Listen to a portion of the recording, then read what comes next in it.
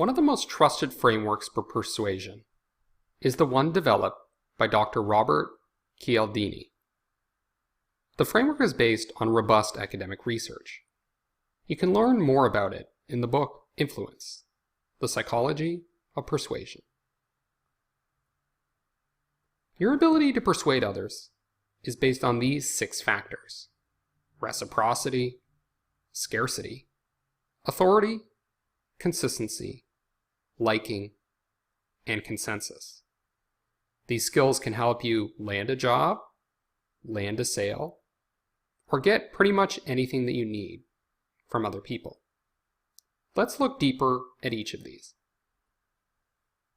Reciprocity. If you give something to others, they'll feel compelled to reciprocate. People feel uncomfortable with being indebted to others, so they relieve that tension by reciprocating. Giving even the smallest of gifts can tilt persuasion in your favor. Scarcity. When supplies of something are limited, people want it more. For example, if your deal is only available for 1 week, a sense of urgency is created by the scarcity.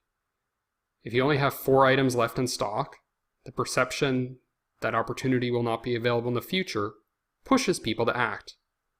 If you're the only person in town for the next 2 days, this may be the only opportunity to close a deal. Scarcity can also be created when you talk about other job offers that you have, or other companies that you're considering working for. Authority. People are persuaded by experts and those in positions of power. If you can cite research from a prominent researcher, celebrity, or key influencer, you'll tilt persuasion in your favor. If you suggest the CEO agrees with your plan, more people are likely to come on board with your agenda.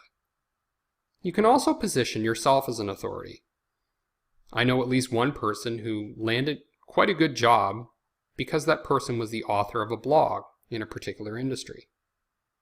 Presenting yourself as an authority is one way to make you more competitive in the workplace.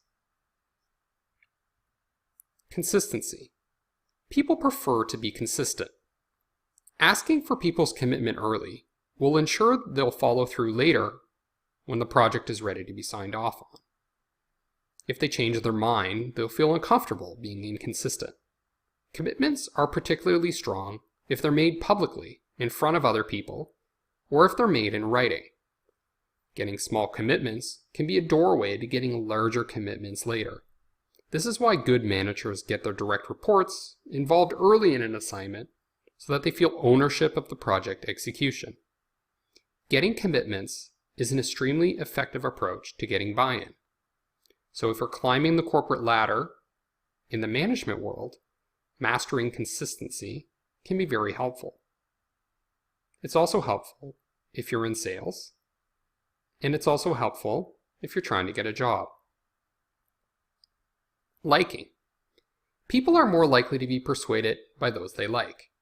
This is particularly important if you're in a job interview, or if you're being interviewed for a possible promotion. So who do people like? They like people who are similar. The more similar you are to your boss, the higher the chances are that that boss will like you, hire you, promote you, and suggest you for opportunities for advancement. If you can demonstrate how similar you are to someone, that person is more likely to be influenced by you. People also like those who compliment them. Surprisingly, flattery can be effective, even when it's overt. Lastly, people like those who are cooperative. People generally don't like working with disagreeable people. Consensus. People are heavily influenced by peer pressure and the need to belong to a larger group. If you can demonstrate that others agree with your plan, you can persuade someone to align with you. Showing statistics about how most people behave can strongly influence the behavior of the person you are trying to persuade. In business school and psychology, this is called social proof.